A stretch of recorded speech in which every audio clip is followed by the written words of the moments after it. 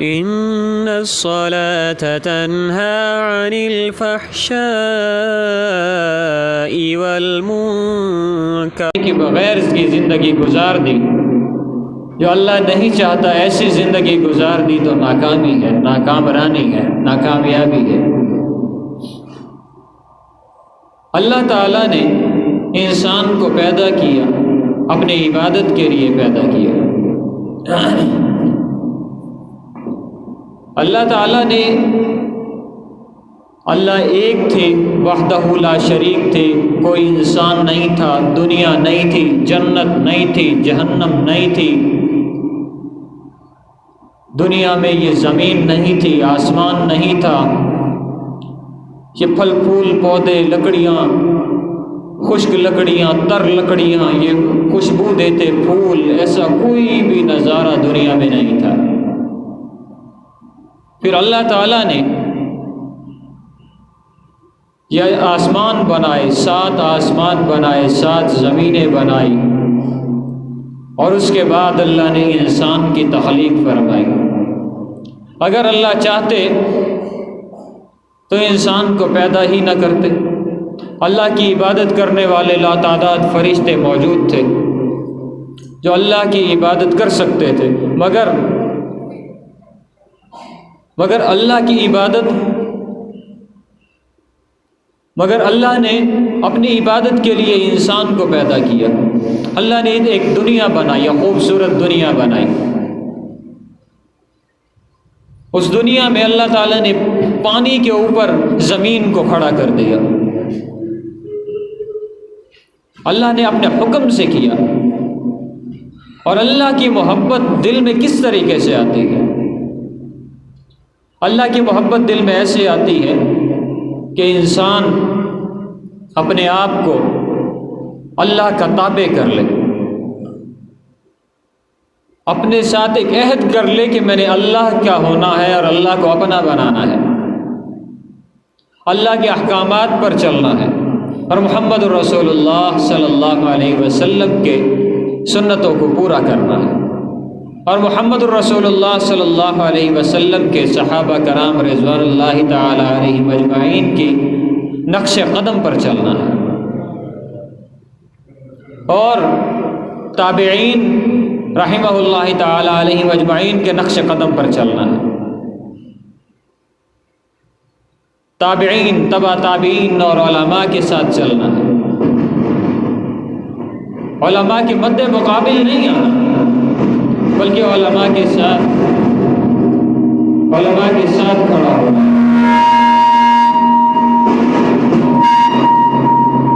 علماء کے ساتھ کھڑا ہو کر علماء کو حق کرنا ہے، اور علماء کی، اللہ کی محبت علماء کی طرف سے آئے گی۔ اللہ کی محبت اور محمد رسول اللہ صلی اللہ علیہ وسلم کی محبت، صحابہ کرام رضوان اللہ تعالی علیہم اجمعین کی محبت، تابعین، تبع تابعین، اولیاء، علماء، ان تمام کی محبت اس طریقے سے نصیب ہوگی کہ ہم لوگ اپنے علماء کے دامن کو پکڑ لیں، اپنی علماء کے ساتھ محبت شروع کر دیں۔ ایک چھوٹا سا قصہ ہے۔ ہندوستان میں ہندوؤں کی حکومت ہوا کرتی تھی، اور انگریز نے حملہ کیا اور ہندوستان پر قبضہ کر بیٹھا۔ اب جب ہندوستان پر انگریز نے قبضہ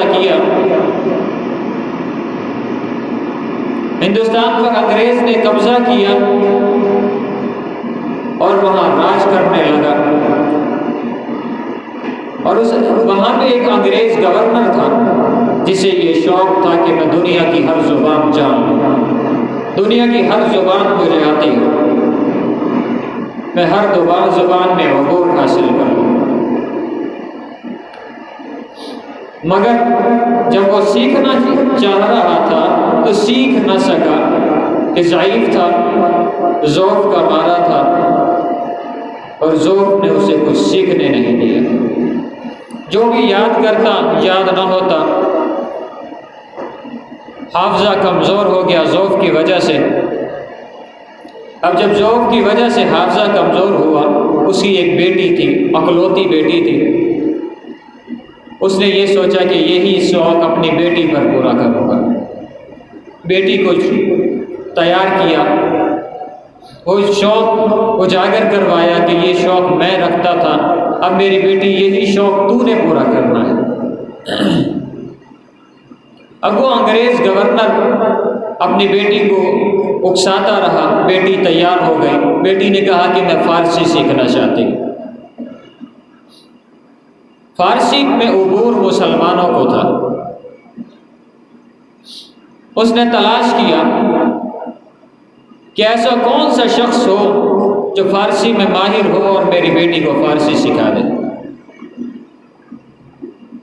اور اسی تلاش میں ایک دن حضرت ابراہیم بن ادم رحمہ اللہ علیہ کے بارے میں علم ہوا کہ وہ فارسی کے ماہر ہیں۔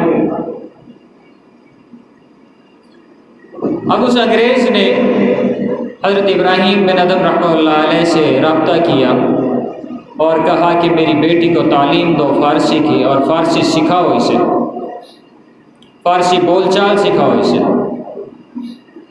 انہوں نے کہا ٹھیک ہے، میں فارسی تیری بیٹی کو سکھا دیتا ہوں، مگر میری ایک شرط ہے، اگر میری وہ شرط تو پوری کر دے تو میں تیری بیٹی کو فارسی سکھا دوں گا۔ اب سوال پیدا ہوا کہ کون سی ایسی شرط، کون سی شرط ہے جسے پورا کروں گا میں ہر شرط کو پورا کرنے کے لیے تیار ہوں۔ کہا کہ تیری بیٹی کو تو میں پڑھاؤں گا، مگر تیری بیٹی اگر پردے میں رہے گی تو، اگر وہ پردے میں رہے گی تو میں تیری بیٹی کو پڑھانے کے لیے تیار ہوں، اور اگر وہ پردے میں نہیں رہتی تو میں تیری بیٹی کو نہیں پڑھاتا۔ گورنر نے کہا ٹھیک ہے، یہ شرط مجھے منظور ہے۔ اب اس واقعے میں ایک چیز یہ بھی سامنے آئی کہ چونکہ وہ مسلمان تھے، حضرت ابراہیم بن ادم رحمہ اللہ علیہ مسلمان تھے، اور مسلمان کی شان ہے لڑکی بھلے ہی کافر کی کیوں نہ ہو، ذات لڑکی کی ہے تو اس سے پردہ ہی ہے۔ اس میں ایک سبق دیا گیا یہ بھی کہ لڑکی کا پردہ ہونا لازمی ہے، اور اگر مرد کو عورت کے ساتھ پڑھنے پڑھانے کے لیے بھی بٹھایا جاتا ہے تو پردے کا لحاظ رکھا جائے۔ اگر پردے کا لحاظ نہیں ہوگا تو تعلیم کسی کام کی نہیں ہوگی، اور اگر پردے کا لحاظ ہوگا تو تعلیم کام کی ہوگی، کام آنے والی تعلیم ہوگی، اور کچھ سمجھ بھی آئے گا کہ واقعی ایک مسلمان کی بیٹی ہے، ایک مسلمان کی بیٹی ہے، اور اسے پڑھانے والا استاد مسلمان ہے، اور اس کے پڑھانے کا جو طریقہ ہے وہ مسلمانوں والا ہے۔ اب وہ بچی پڑھنا شروع کرتی ہے، پردے میں پڑھنا شروع کرتی ہے، پردے میں پڑھتی ہے، پردے میں ہی رہتی ہے۔ حضرت ابراہیم بن ادم رحمہ اللہ علیہ اسے سبق دیتے ہیں، اور جب سبق دیتے ہیں اسے یاد کرنے کا کہتے ہیں، اور خود کسی نہ کسی عبادت میں مشغول ہو جاتے ہیں، کبھی نماز میں، کبھی تلاوت میں، کبھی ذکر اذکار میں، عبادت میں مشغول ہو جاتے ہیں۔ وہ بچی محسوس کرتی ہے کہ آخر میرا استاد جب مجھ سے فارغ ہوتا ہے تو ایسا کون سا کام ہے جو کرتا ہے کہ بالکل خاموشی ہو جاتی ہے۔ نہیں تو استاد کا تو یہ معمول ہوتا ہے کہ اگر شاگرد کہیں غلطی کر رہا ہے یا غلطی نہیں بھی کر رہا تو استاد اسے بار بار ایک ہی بات کو سمجھائے۔ یہ استاد کس قسم کا ہے؟ بالکل خاموش رہتا ہے۔ اور اس خاموشی کے پیچھے راز کیا ہے؟ ہاں، کبھی کبھی کسی اور زبان میں کچھ بول بھی رہا ہوتا ہے، خود سے باتیں بھی کرتا ہے۔ اب تجسس پیدا ہوا، پوچھا کہ کیا پڑھتے ہو، کس زبان میں بات کرتے ہو؟ اپنے آپ سے ہی باتیں کیے جاتے ہو، مجھے تو سمجھ نہیں آتی، لہٰذا میں بھی یہ زبان سیکھنا چاہتی ہوں۔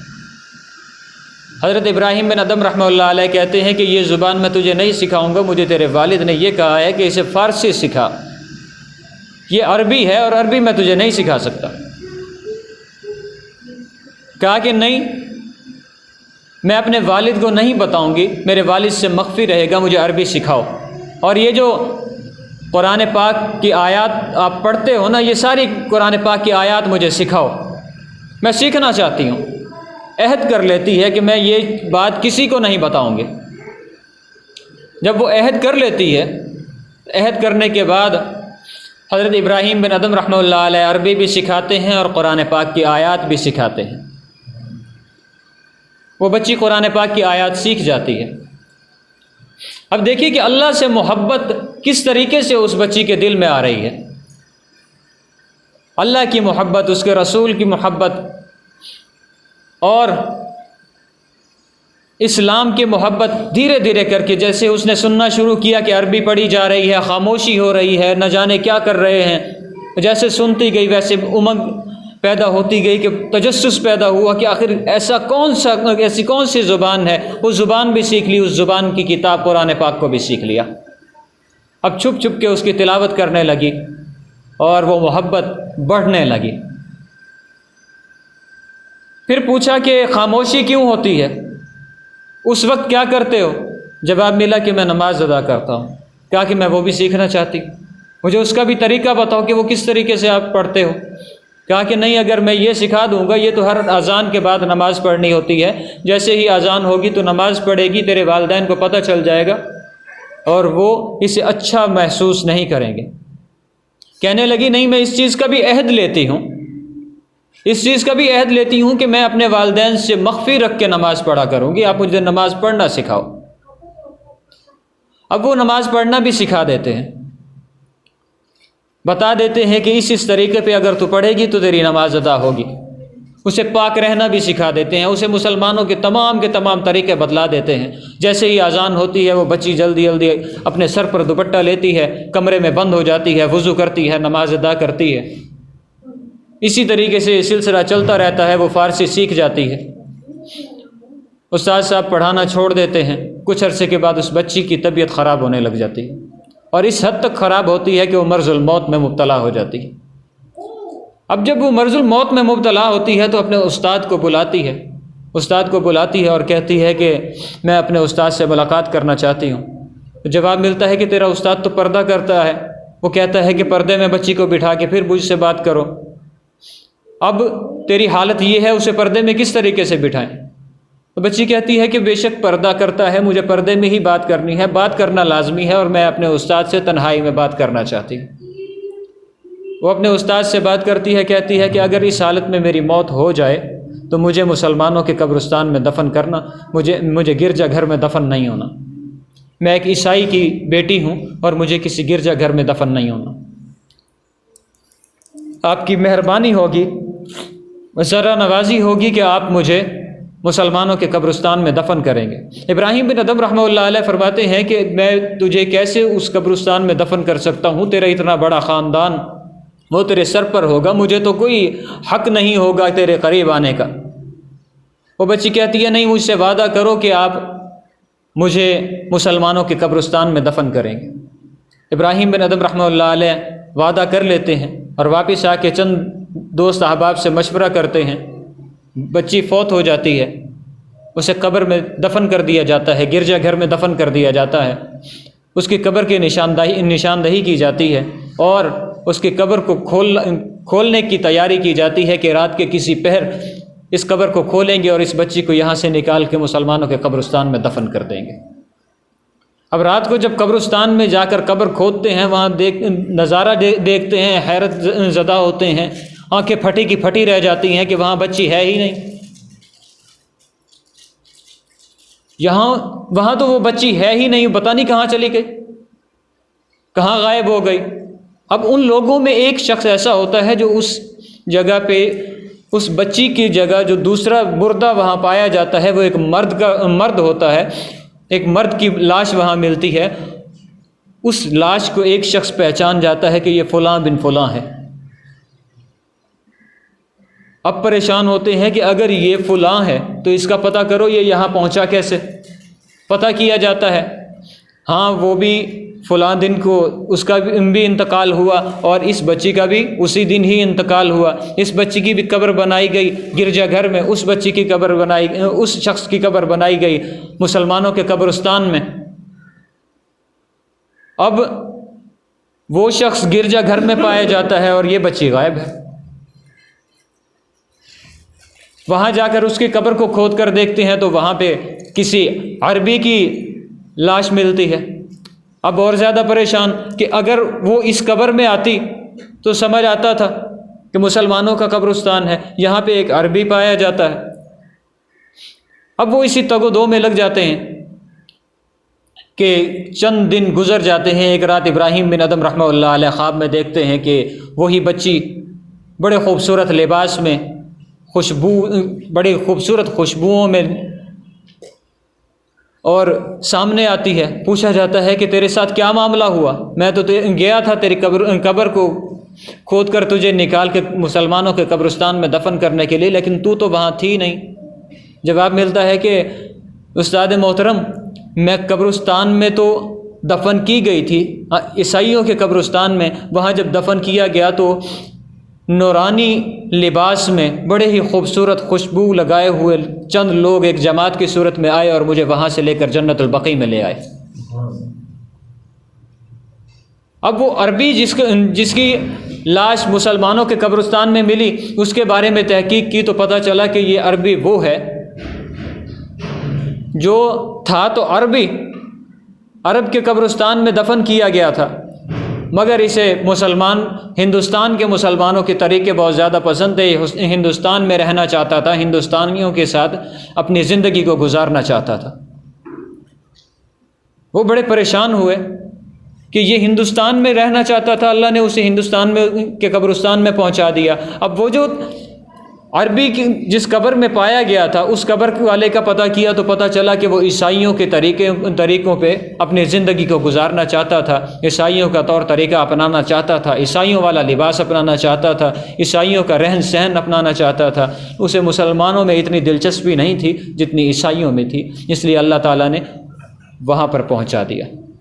اب اس واقعے کی تحقیق، اس واقعے کا سچ ہونا آپ صلی اللہ علیہ وسلم کی ایک حدیث سے بھی ثابت ہے کہ ایک صحابی رضی اللہ تعالیٰ عنہ حضور اکرم صلی اللہ علیہ وسلم کے پاس جا کر عرض کرتے ہیں کہ یا رسول اللہ صلی اللہ علیہ وسلم، یہ بتائیں کہ قیامت کب آئے گی؟ آپ صلی اللہ علیہ وسلم نے فرمایا کہ قیامت تو جب آئے گی سو آئے گی، یہ بتا کہ تو نے کوئی قیامت کے لیے تیاری بھی کر رکھی ہے؟ جواب ملا کہ یا رسول اللہ یہ تو مجھے پتہ نہیں کہ میری تیاری ہے یا نہیں، البتہ اتنا میں جانتا ہوں کہ مجھے آپ سے اور اللہ سے محبت بہت ہے۔ آپ صلی اللہ علیہ وسلم نے فرمایا کہ قیامت کے دن جس سے محبت ہوگی اسے اسی کے ساتھ ہی اٹھایا جائے گا۔ اب اگر میری محبت اللہ اور اس کے رسول صلی اللہ علیہ وسلم سے ہے پھر تو مجھے انہی کے ہی قبیلے میں اٹھایا جائے گا، انہی کی امت میں، انہی کے امت کے احسن لوگوں میں اٹھایا جائے گا، اور اگر میری محبت ان لوگوں سے نہیں تو پھر نہ جانے میں مجھے کن لوگوں میں اٹھایا جائے گا۔ اسی لیے قرآن پاک میں اللہ تعالیٰ کا ارشاد ہے قُلْ إِن كُنتُمْ تُحِبُّونَ اللَّهَ فَاتَّبِعُونِي يُحْبِبْكُمُ اللَّهُ وَيَغْفِرْ لَكُمْ ذُنُوبَكُمْ۔ اللہ فرماتے ہیں کہ مجھ سے محبت رکھو، میرے نبی سے محبت رکھو، میرے دین سے محبت رکھو، میرے نبی کے طریقوں سے محبت رکھو، میرے نبی کے شاگرد یعنی صحابہ کرام رضوان اللہ تعالیٰ علیہم اجمعین سے محبت رکھو۔ اگر ان لوگوں کے ساتھ محبت نہیں رکھو گے تو پھر اس چیز کی گارنٹی نہیں ہے کہ تم لوگ کہاں سے اٹھائے جاؤ گے۔